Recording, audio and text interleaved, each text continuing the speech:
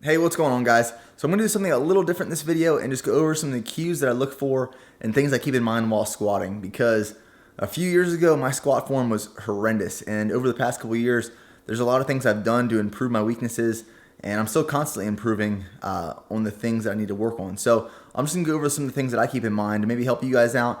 And if you like this type of video, let me know, give me some feedback, and I'll try to put some more out there. So I hope you guys enjoy this one, and we'll get into it.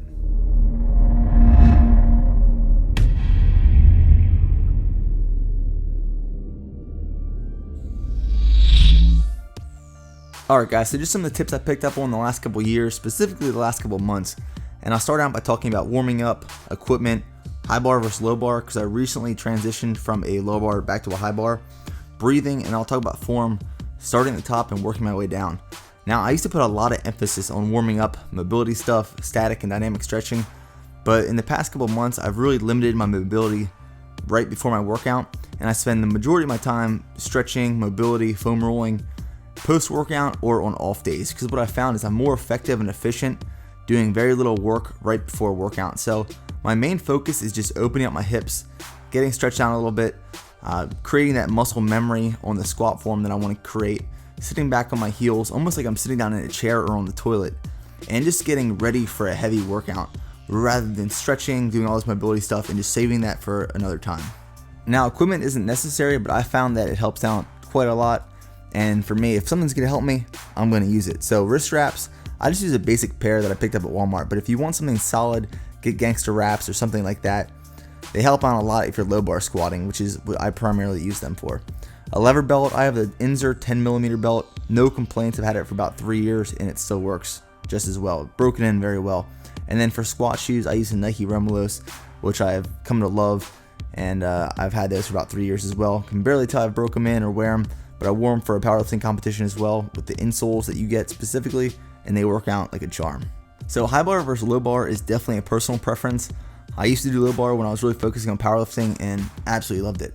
For high bar and low bar, both of the concepts are to build a very solid shelf, meaning you want that bar to sit on your back, so it's almost like sitting on a shelf, it's not gonna move. And you're creating that by putting it on a part of your back that's very stable and putting your hands in position that are gonna hold that in place. Now, I used to do low bar, I'm back to high bar because I'm focusing more on volume and hypertrophy, and I just found it to be more effective for that end state.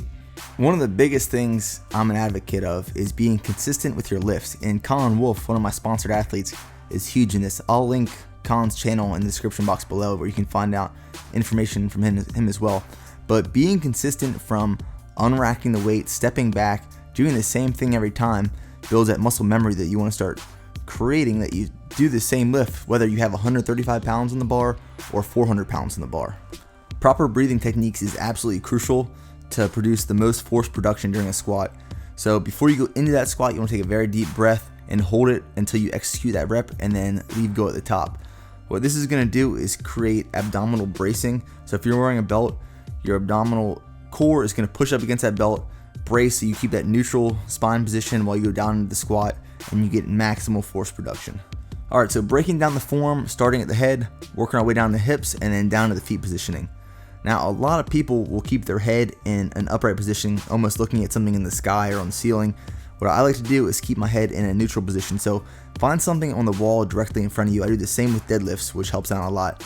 And then focus on that while you're going down into the squat. Keeping your head in a neutral position creates balance, helps keep your chest up and your back straight.